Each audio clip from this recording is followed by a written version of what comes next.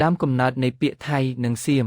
អ្នកប្រវត្តិសាស្ត្រម្នាក់ជនជាតិបារាំងបានសរសេរឲ្យដឹងថាការស្រាវជ្រាវថ្មីរបស់លោកហ្វេកលូសនៅតែជាជំនួយស្មារតីដ៏មានអត្ថន័យស៊ីជម្រៅក្នុងការស្វែងយល់អំពីប្រភពនៃពាក្យសៀមឬស្យាមតែការដែលមិនអាចរំលងបានផងដែរនោះគឺគំនិតរបស់អ្នកស្រាវជ្រាវខាងលើនេះបានផុសចេញពីមេគំនិតធំគឺលោកឬស្បូដែលជាជនជាតិបារាំងវាជាការពិតណាស់ដែលការហៅឈ្មោះតាមជាតិពិន្ទុវិទ្យាក្នុងសង្គមមនុស្សគឺជាបញ្ហាស្មុគស្មាញបំផុតជាទូទៅប្រជាជនសុទ្ធសឹងតែមានឈ្មោះមួយសម្រាប់តាំងអំបូរខ្លួនឯងហើយមួយទៀតឬច្រើនជាងមួយមកពីអ្នកខាងក្រៅហៅដូច្នេះឈ្មោះមួយអាចคล้ายទៅជាឈ្មោះមួយទៀតក៏បានការតាំងឈ្មោះមានការប្រែប្រួលតាមសម័យកាលឬទីតាំងពោលគឺមិនមានកើតឲ្យក្រុមអ្វីទេហើយអាចចេញពីសហគមន៍មួយទៀតជាហេតុដែលធ្វើឲ្យសំនៀងមានការកែប្រែហើយមានលក្ខណៈមិនប្រកបប្រជាផង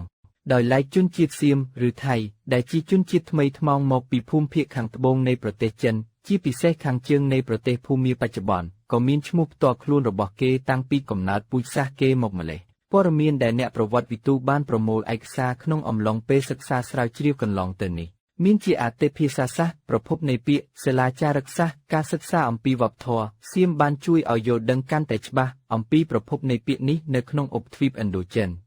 ការយល់ដឹងអំពីវប្បធម៌បុរាណប្រវត្តិសាស្ត្រក៏បានផ្ដល់នូវលទ្ធភាពដើម្បីកែតម្រូវនូវទស្សនៈខុសមួយចំនួនដែលធ្លាប់តែមានទិន្នន័យមិនត្រឹមត្រូវជាមូលដ្ឋានគ្រឹះជាបឋមអ្នកប្រវត្តិវិទូបានផ្ដោតចំណាប់អារម្មណ៍ជាពិសេសទៅលើពាក្យ3គឺសៀមស្ដាមនិងស្យាមដែលគេឃើញកំពុងតែពេញនិយមនៅប្រទេសថៃបច្ចុប្បន្នក្រុមអ្នកស្រាវជ្រាវបានជួបប្រទះការហៅយ៉ាងដូចនេះក្នុងកម្មវិធីសិក្សាក្នុងប្រទេសថៃទន្ទឹមនឹងនេះគេក៏មិនត្រូវភ្លេចដែរថាពាក្យជាតិពិន្ទុសៀមខាងលើនេះមានប្រភពដូចគ្នានឹងពាក្យសានឬសានដែលសំដៅលើជនជាតិថៃភាគតិចនៅប្រទេសភូមានិងអាសាមតាមការវិភាគខាងលើគេក៏បានដឹងផងដែរថាជនជាតិសៀមឬសានគឺជាជនជាតិថៃដូចជាថៃនៅភូមានិងនៅក្នុងអាសាមដែលមានទាំងពូជសាសន៍និងទាំងផ្នែកភាសាជាមួយគ្នាក្នុងដំណាក់កាលដំបូងនៃប្រវត្តិសាស្ត្រដែលជនជាតិនេះមិនទាន់បានបង្កើតរដ្ឋរបស់ខ្លួននៅឡើយគេក៏បានដឹងដែរថាចាប់តាំងពីសតវត្សទី12និងទី13តួនាទីរបស់សាមមានលក្ខណៈយ៉ាងសកម្មឡើងរហូតដល់ការបង្កើតរដ្ឋឯករាជ្យរបស់ខ្លួននៅលើអតីតទឹកដីខ្មែរ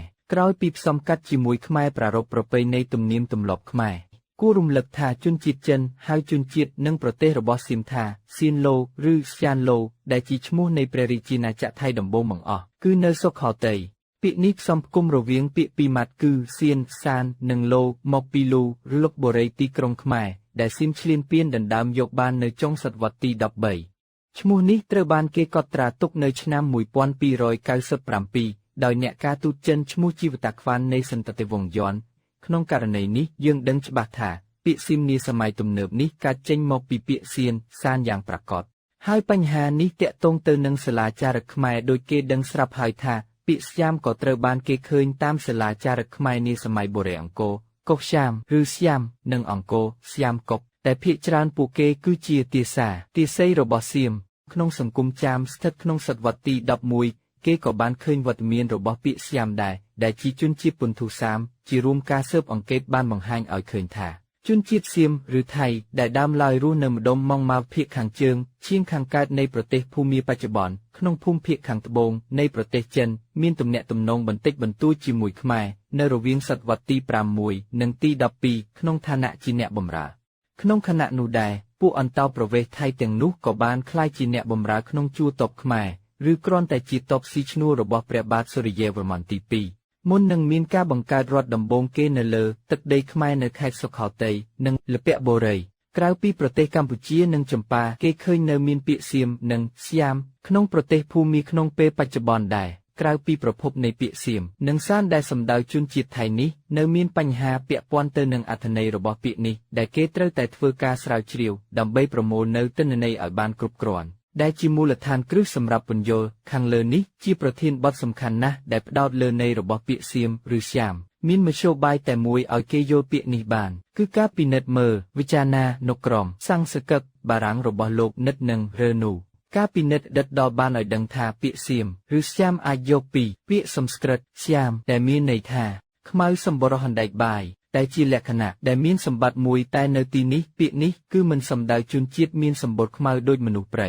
ដែលរស់ក្នុងតំបន់ខ្ពង់រាបនិងភាគកណ្ដាលនៃប្រទេសថៃបច្ចុប្បន្នទេ បន្ទាប់មកពាក្យសៀមឬស្យាមនេះក៏ត្រូវគេហៅដើម្បីសំដៅជនជាតិថៃផ្ទាល់តែម្ដងដែលបានមកតាំងលំនៅស្ថានក្នុងតំបន់នេះហើយក៏មកត្រួតត្រាខ្មែរម្ចាស់ស្រុកតាមពិតពាក្យសៀមឬស្យាមមិនមែនមានអត្ថន័យខ្មៅក៏ខ្វក់ដែលខ្មែរបានហៅកូនសម្ព័ន្ធមុនខ្មែរឬសៀមនោះទេដូចវត្តមានរបស់ពាក្យសៀមឬស្យាមប្រដាញ់គឺជាប្រមុំងាររហូតដល់ដើមសតវត្សទី20ខ្មែរយើងនៅខេត្តបាត់ដំបងពួកគាត់ហៅថៃថាអ្នកសៀមដែរក្នុងន័យថាមនុស្សសៀមតាមការស្រាវជ្រាវខាងលើគេអាចនិយាយបានថាពាក្យសៀមស្យាមឬសៀនក្នុងបរិបទវប្បធម៌បុរេអង្គរមិនសំដៅជនជាតិថៃនៃប្រទេសថៃសព្វថ្ងៃនោះទេពីព្រោះជនជាតិថៃមិនទាន់កាន់ឥណ្ឌូចិនឲ្យបានក្រាស់ក្រែលនៅឡើយខុសពីសតវត្សទី12តែពាក្យស្យាមនេះពិតជាសំដៅឈ្មោះជនជាតិសៀមនៅខេត្តសុខោទ័យនិងលុបបុរីមែនតែទោះជាយ៉ាងណាក៏ដោយក៏ពាក្យសៀមស្យាមនេះពិតជាកើតចេញពីពាក្យកូសាំពីដែរ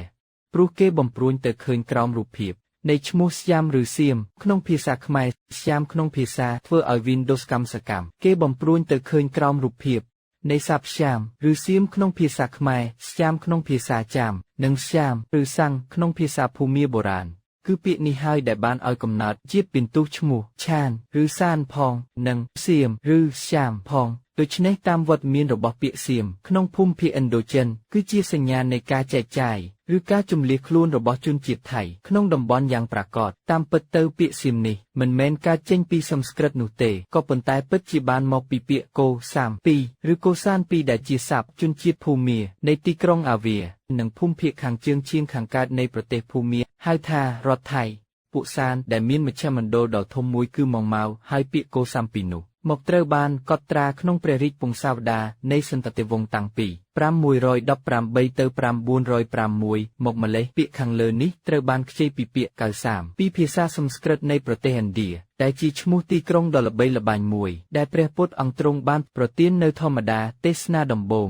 បង្អស់ដូច្នេះហើយបានជាជនជាតិភូមាបានយកឈ្មោះនៃទីក្រុងឥណ្ឌានេះមកតាំងរដ្ឋសានឬសានរបស់ជនជាតិថៃនៅភូមាហើយពាក្យកូសាំងពីឬកូសាំពីនេះមានន័យថារដ្ឋសានឬសានទាំង7ក្នុងភាសាភូមាដូច្នេះពាក្យសានឬសាននិងស្យាមដែលជាពាក្យបំព្រួញមានប្រភពចេញពីពាក្យកូសានពីឬកូសាំពីសម្រាប់សម្គាល់ជនជាតិថៃចាប់តាំងពីសតវត្សទី12 13មកដូច្នេះសរុបសេចក្តីមកចំណុចសំខាន់ទាំងប៉ុន្មានដែលទើបតែអធិប្បាយខាងលើគឺជាលទ្ធផលនៃការស្រាវជ្រាវថ្មីរបស់លោក Fake Lou ពីដើមកំណើតនៃពាក្យសៀមឬថៃដែលមិនខ្វែងគំនិតនឹងយើងឡើយប៉ុន្តែដើម្បីបំពេញនៅព័ត៌មានជុំវិញបញ្ហានេះក៏បីត្រូវជ្រាបថាប្រជាជនសៀមដែលរស់នៅយ៉ាងកុះករនៅប្រទេសវៀតណាមខាងជើងសព្វថ្ងៃនេះត្រូវបានជនជាតិវៀតឬយួនហៅថាថៃឬថៃនេះគឺជាភស្តុតាងផ្សេងមួយក្នុងការសម្គាល់ពាក្យសៀមឬថៃដែរខាងលើនេះគឺជាលក្ខណៈសម្គាល់ដ៏ពិសេសរបស់ប្រជាជនសៀមឬថៃហើយអ្វីទាំងអស់សុទ្ធសឹងតែមានមូលហេតុរបស់វា